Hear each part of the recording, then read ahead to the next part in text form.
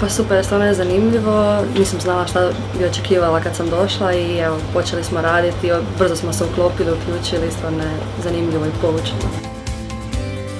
Mislim da bi trebalo biti više prakse jer nekako računam da to ipak bolje dođe kasnije u životu i da se bolje uče stvari kroz praksu nego samo bubanjem teorije. Prijavio sam se jer smatram da je sjajna prilika za naučiti više o području koje me zanima i dobiti praktično iskustvo.